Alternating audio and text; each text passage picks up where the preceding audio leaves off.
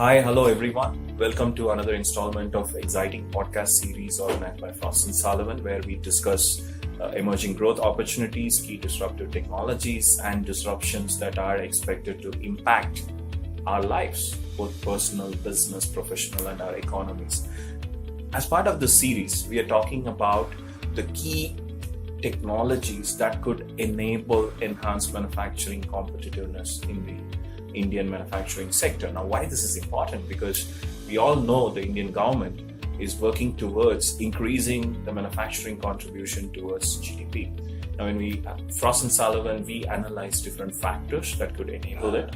And obviously, all of us know technology could make a big difference. But what is that technology? What is right? And to what extent is right is a key question most of us search answers for, and especially the Indian manufacturing community. Now, one of the technologies that Frost & Sullivan, as part of its top 50 technologies, identified as a key disruption or an emerging technology is a collaborative robot, which we believe is disrupting the space, and we have seen several use cases which have which are absolutely amazing to watch, especially you can see how the cobot is working as a companion with the workforce, both women and the men workforce within the manufacturing setup. So what we thought, instead of us just talking about the benefits of the cobot, which we have done in our earlier podcast, I'm here to talk to Mr. Pradeep David. Pradeep is the General Manager for Universal Robots India Private Limited. Hello.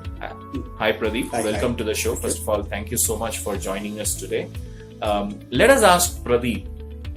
Pradeep has over 30 years experience in automation. He has been with several leading automation companies, and now he's heading the collaborative robot company. So Pradeep, first of all, let me give you a context. We did a research on cobots. We analyzed, we spoke to different manufacturers and said, hey, robots have always been there. Yes. And now when we talk about the adoption of next level of technology, or we call it the digitalization, or we call it Industry 4.0, however different manufacturers or solution providers would like to name it. Yes. We came across cobot being a technology that have been widely adopted already. Yes. And of course, this is just a start. We definitely see more potential. But there were key questions which we wanted to get answered. Now, to start off, first question. When we look at Indian manufacturing, we have always been known for our engineering prowess, and we have always been known for our skilled workforce, because we have the largest working age population in the country, and we have also been known for our low cost base. But when we talk about automation, the immediate fear is, how do I balance my need in the country? Because manufacturing is looked at as a sector that can contribute towards reducing the unemployment rate. Yes. How can we balance Yes. the need to enhance the manufacturing competitiveness without compromising on my ability to increase my workforce? Sure. That's a great question, Arun. And let me say, robots have been around since 1961. You probably remember the first robot was introduced in General Motors in 1961. So why are we talking about robots again? Well, what we're talking about is a cobot, a collaborative robot, and it actually changes the rules of the game completely. And this only happened as of 2016.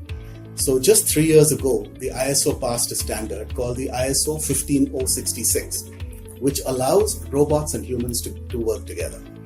So you may say, what's the big deal about that, right? So hitherto, robots and humans could never work together because robots used to kill people, right?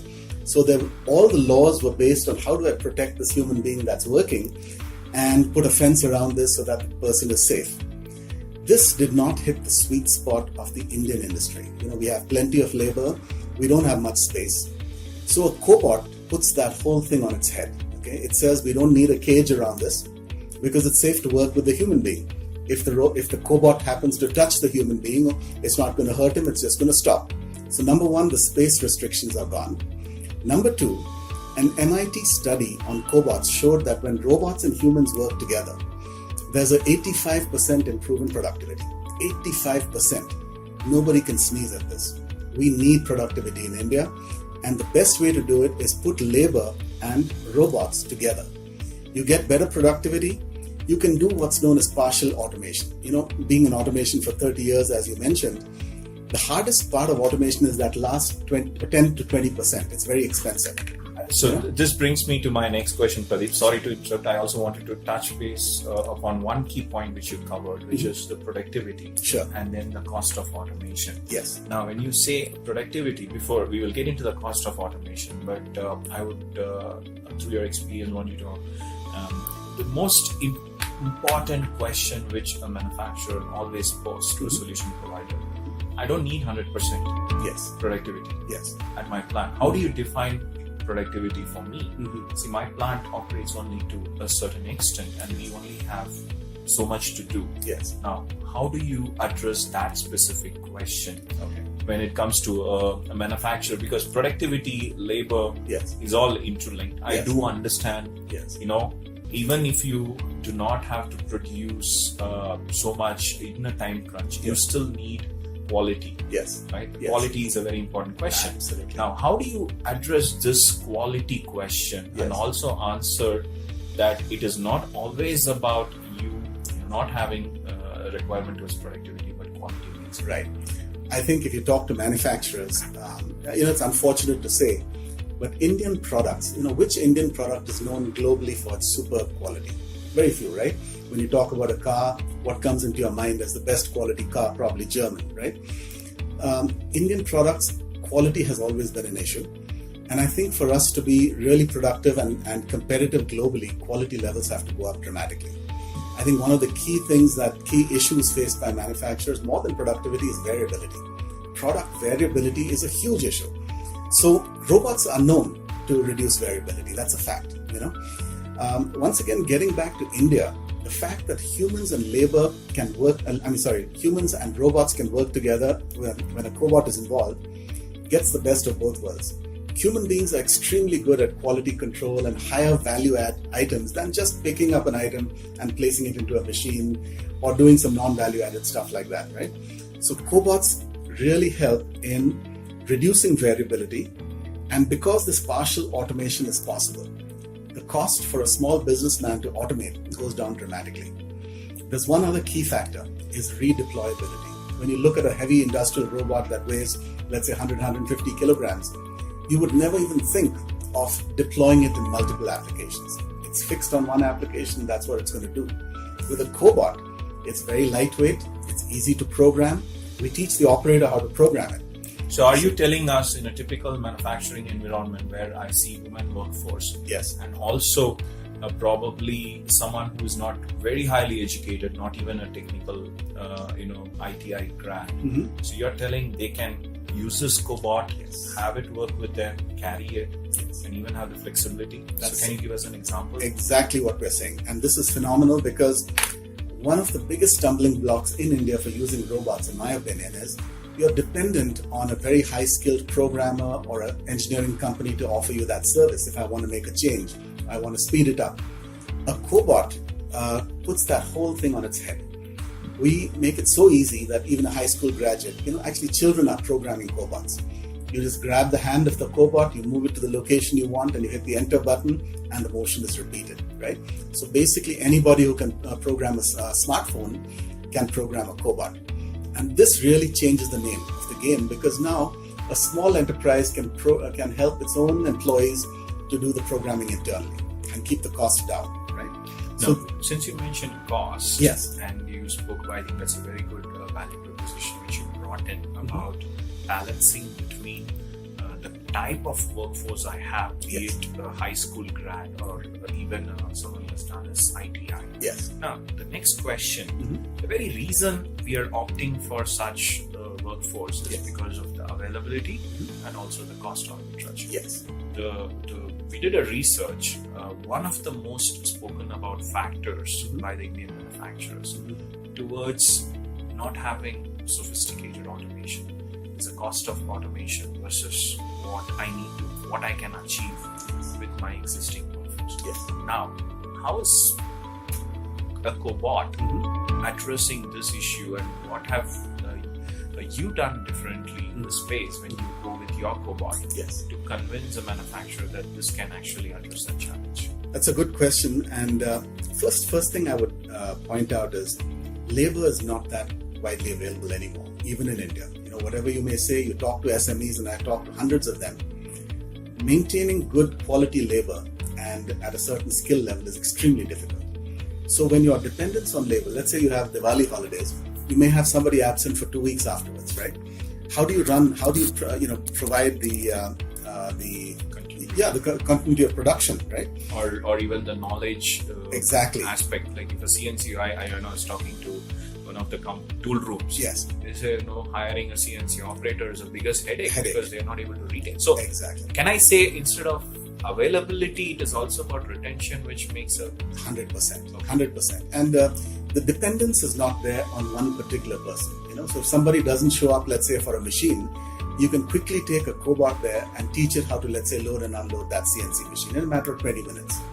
And therefore, the concept of redeployability reduces your risk as an owner dramatically, right? So in a same shift, I can actually move it from one machine to another. Let's say I'm a small job shop and I got small orders. How much it takes to or rather, what is the time taken to train? Because the biggest problem I've seen with the robot is the complexity of integration sometimes, or rather we can claim, we can do it easily. Yes. But most importantly, after installation, the training aspect of it. Yes. People have said this is something where, probably the large manufacturers, and even some of the medium scale manufacturers could take up that requirement. But when we are talking about some of these manufacturers, this is going to be a crucial thing. What is that with the cobot? How much of training time you need? That's an extremely good point. In fact, I'd expand that to operating expense. What is the operational expense of a cobot versus a robot? And it's dramatically different. OPEX comes in terms of running the robot. How much training do I need to give? 2 days training and we can make an expert out of that person. A few hours training and we can actually make them do some very basic programming. So if that person happens to leave, all I've lost is about, let's say, 4 hours of retraining that person. That's one part of OPEX. The second part of OPEX is the amount of power that's required. A 10 kg cobot will consume 300 watts of power. 300 watts. A typical robot would consume maybe 1.5 kilowatts. Wow. Look at that in terms of 8 years of operation. Dramatic savings.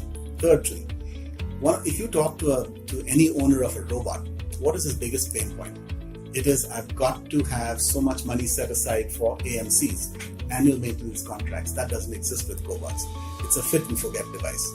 So the operating expenditures are driven down to almost zero, which is one of the biggest selling points. Having said that, Pradeep, I also need to bring it as an analyst when we keep talking to the manufacturers and when we track the technology. We are also aware that the cobot has its own disadvantage in the form of its inability to carry beyond a certain weight factor.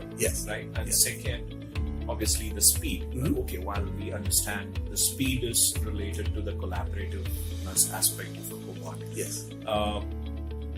What do you think will be the key USP of a cobot that will convince a small and medium manufacturer? Why I'm posing this question, when we talk about manufacturing in India, there is a large percentage of SMEs that contribute even to some of the leading segments like automotive and electronics. So how do you see a cobot helping them achieve manufacturing excellence? Sure. So, having talked to several SME owners, I can tell you, if I ask them what keeps them up at night, one is safety of their workforce. When the night shift, when they come in, sometimes they're sleeping at the machine and you can see that people are getting hurt. That's what keeps them up at night. Now, when you have a cobot, it's safe. So, number one, the CEO is very convinced that his people are going to be safe, right? So, the ergonomics is one issue. All the things we've talked about, the variability, the productivity, are all just feathers in the cap, if you would. We've got SMEs with ROIs of less than 1 year. So this is a very compelling story of taking a small guy with a small investment, 15 to 20 lakhs, and bringing him into Industry 4.0, bringing him all the benefits of the German companies. It's a completely Industry 4.0 enabled device. And for very little investment in time and energy and manpower, we can get him to this level of productivity. Now, the most important question, first of all, Pradeep, I have to respect your time. Thank you so much for joining us. But one last question. Sure. You spoke about enabling Industry 4.0. Now, that's kind of something which is very confusing for people. But even before getting into that, you spoke about the cost part of it. How affordable is this? Yes. And do you think the investment is something which is going to fetch the kind of ROI? Because like what happens with some of the other technologies where you need to keep spending to upgrade, keep spending to maintain. You spoke about AMC, but what about the other aspect of customization that gets involved? Yes, so that's once again when we say that we can teach the SME to handle his own, it's a do-it-yourself kit. So long term, we like to think of a cobot more like similar to a drill. You know, you can it's a tool, and you use it for what you want. So this particular cobot that you've got in your hands, today you're using it to load a machine. Tomorrow you may decide to redeploy it and use it for screwing, or for dispensing a glue or let's say a solvent, right? So it is as easy as taking a drill and drilling a hole. Think of it as a tool that I can use where I want it, when I want it. Great. So I think that is a very good summary to say that, okay, don't think about it as an update, but think about it as a tool that gives you flexibility to use it in different applications. So that's the kind of flexibility the owner gets in terms of even updating the ability of the cobot. Yes. And one key thing that I forgot to mention here is, you know, we have the connotation that robots are only affordable by the big guys, let's say the Bajaj Autos or the big guys that we would expect them to have robots. The answer is a cobot is the great equalizer. A small machine shop, a tier 2 that's providing parts to Bajaj or to Telco can now afford this. In fact, he can't afford not to have it because of the amount of benefits he gets from the product variability, etc. The margin pressure. The margin pressure, absolutely. Great. So, ladies and gentlemen, thank you so much for listening to this podcast, which was focused on collaborative robots. I hope you found this discussion useful. Frost & Sullivan is doing a lot of research around cobots. Please do reach out to us if you have any further question.